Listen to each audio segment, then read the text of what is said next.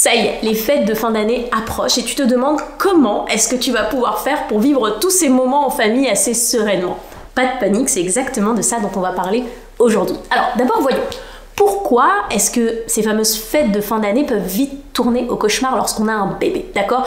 Qu'il s'agisse du premier Noël de ton bébé, du deuxième ou du troisième, peu importe, la raison est la même, c'est tout simplement la surstimulation. Et oui, parce que pendant ces fameuses fêtes de fin d'année, bébé va avoir beaucoup plus de choses à gérer et à assimiler que toutes les choses qu'il a l'habitude de vivre au quotidien. C'est-à-dire, il va y avoir beaucoup plus de bruit, il va y avoir beaucoup plus d'odeurs, oui, les odeurs jouent sur la surstimulation, il va y avoir beaucoup plus de lumière, et surtout bébé va être beaucoup plus touché parce que potentiellement il va passer de bras en bras. Et je ne te parle pas de tous les jouets qu'on va lui offrir qui peuvent faire de la musique, du bruit, bref, vraiment, les fêtes de fin d'année peuvent vite devenir en fait la définition de la surstimulation pour les bébés. Mais pas de panique, d'accord? Si là tu te dis, ok, du coup on est foutu, non, je t'assure. Dans cette vidéo, je vais te parler de 3 choses. La première chose que je veux qu'on voit ensemble, c'est en fait la préparation. Ce que tu vas pouvoir mettre en place pour préparer ton bébé à ces fameuses fêtes, à ces fameux repas de famille.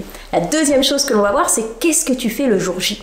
Qu'est-ce que tu fais lorsque ça y est, tu y es, il y a tata Ginette et tonton Paul autour de la table et mince, tu sens que peut-être que ton bébé va être surstimulé. D'accord? Donc on va voir qu'est-ce qu'on fait le jour J.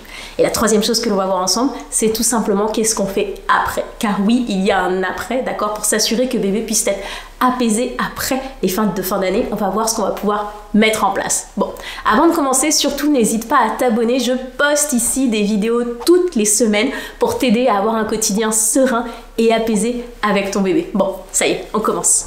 Alors, commençons par la préparation. Oui, j'ai enlevé le chapeau. Alors, pour la préparation, la première chose sur laquelle je veux que tu te concentres, c'est le sommeil. Oui, d'accord, ça va vraiment être le nerf de la guerre pour pouvoir passer des fêtes de fin d'année assez sereines. Donc, qu'est-ce que ça veut dire? Ça veut dire que potentiellement la veille, tu vas essayer de coucher ton bébé plus tôt, d'accord? Tu fais comme tu peux. Si là tu me dis, ouais, mais j'ai jamais réussi, Elodie, etc., tu fais comme tu peux, mais tu essayes de le coucher plus tôt. Autre chose que tu vas vouloir faire, si ton bébé se réveille la nuit, d'accord, et que là, peut-être que tu es en train d'essayer de mettre en place l'endormissement autonome et que le temps qu'il se rendorme, eh ben, ça peut prendre 30, 40 minutes, voire 1 heure. Je veux que là, pour cette veille de gros repas de famille, que tu laisses tomber tout ce que tu es en train de mettre en place et que tu fasses tout pour que ton bébé se rendorme rapidement lors des réveils nocturnes.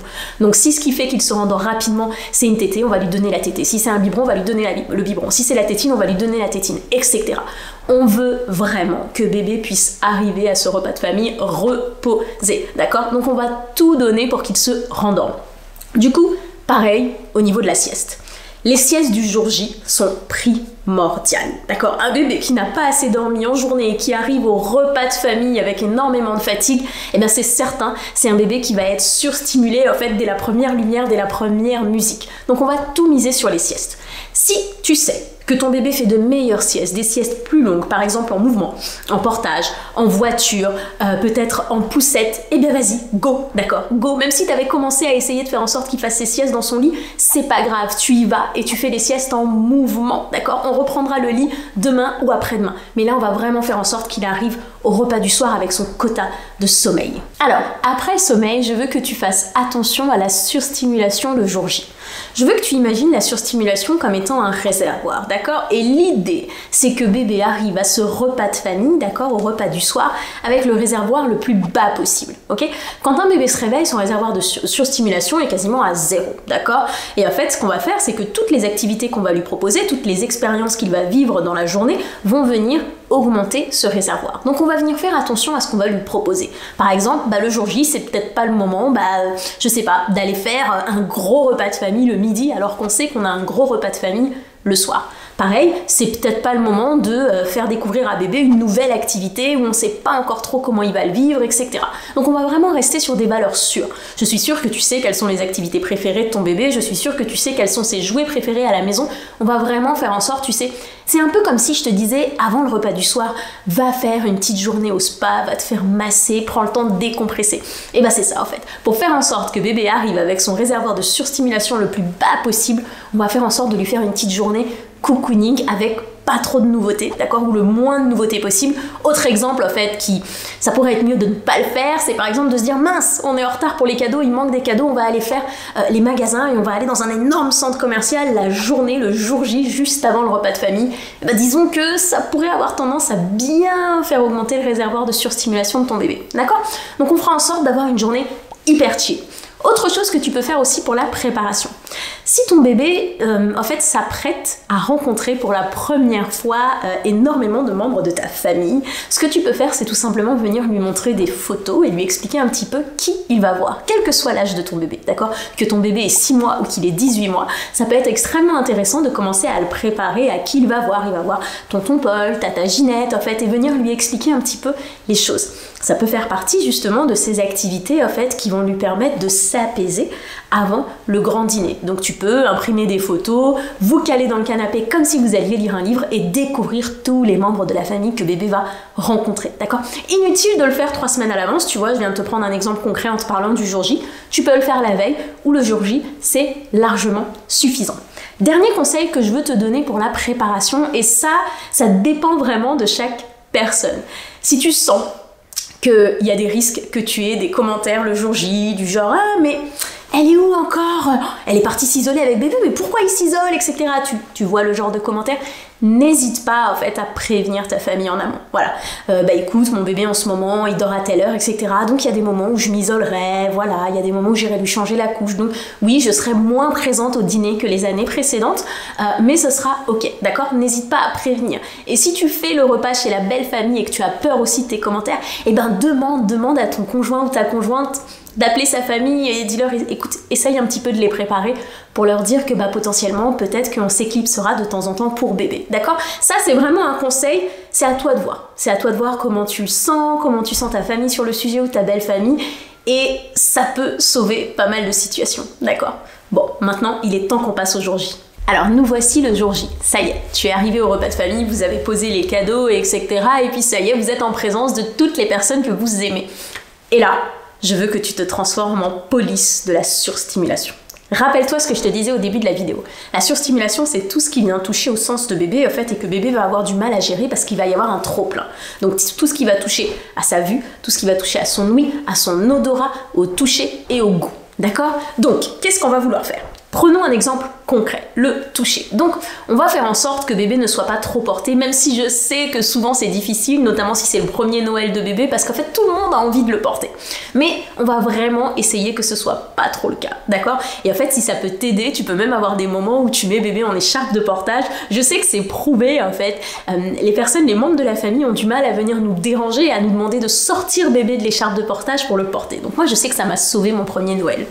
Autre chose que je veux que tu saches, si on prend l'exemple de la vue, on va faire en sorte en fait que bébé ne soit pas trop surstimulé au niveau de la vue. C'est-à-dire que là, potentiellement, il y a le sapin, il y a les guirlandes, il y a tous les membres de la famille, et puis bébé, il est comme ça, et il sait plus trop où donner de la tête. On va vraiment vouloir asseoir bébé, avoir bébé contre soi, d'accord? Donc avec notre main sur son dos, et qu'en fait, dans son champ de vision, il n'est pas grand-chose, et qu'il puisse être apaisé, d'accord? On a trop tendance à porter bébé, en fait, face au monde. Mais face au monde, surtout pour les petits bébés moins de 6 mois, ça peut être extrêmement surstimulant.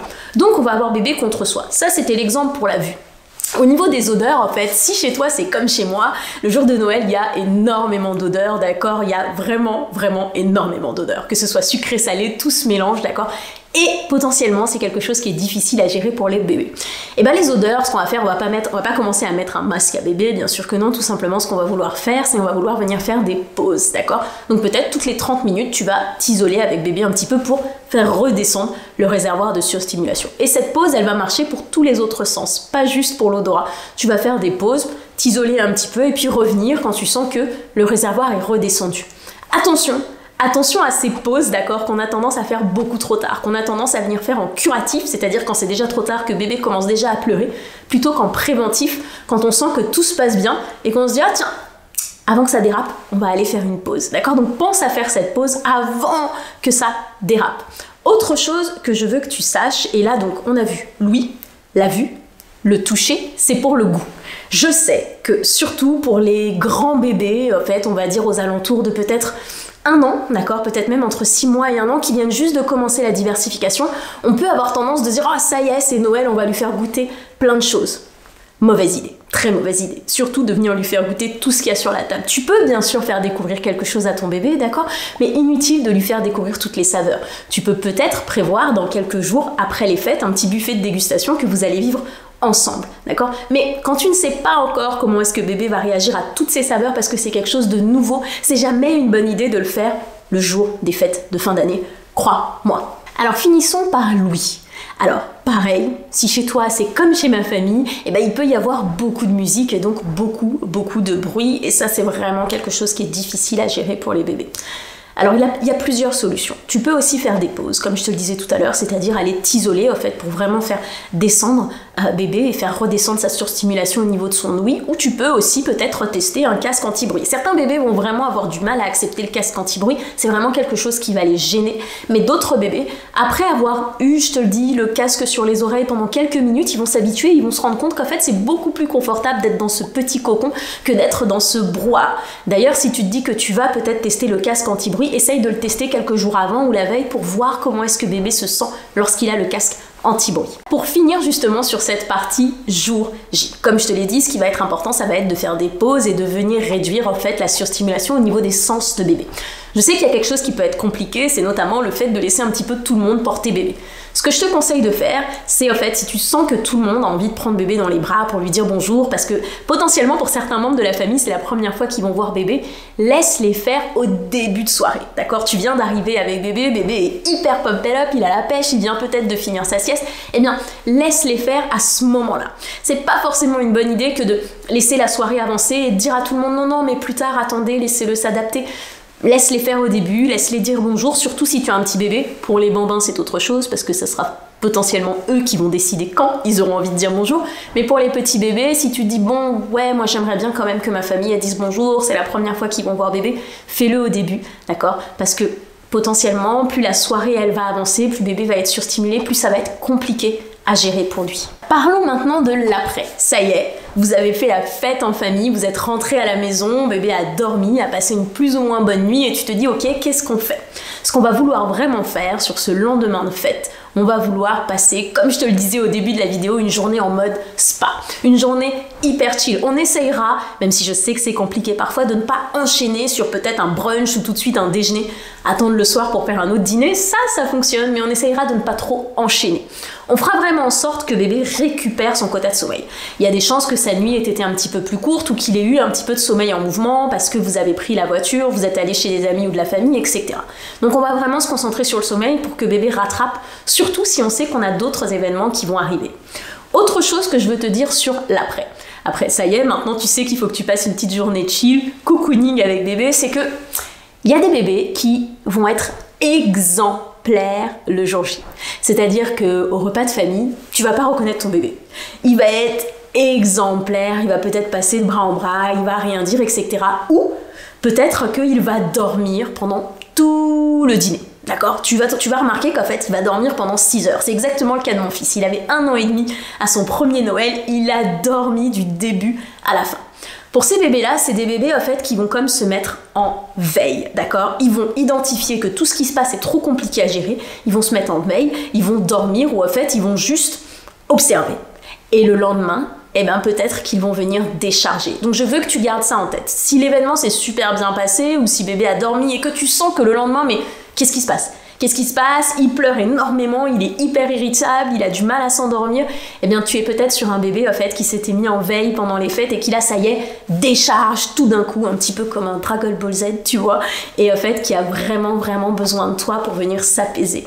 Donc pour ces bébés-là, la journée cocooning, elle sera indispensable. Ça y est, on a fait le tour. Je te souhaite d'excellentes fêtes de fin d'année avec ton bébé et je te dis à très bientôt.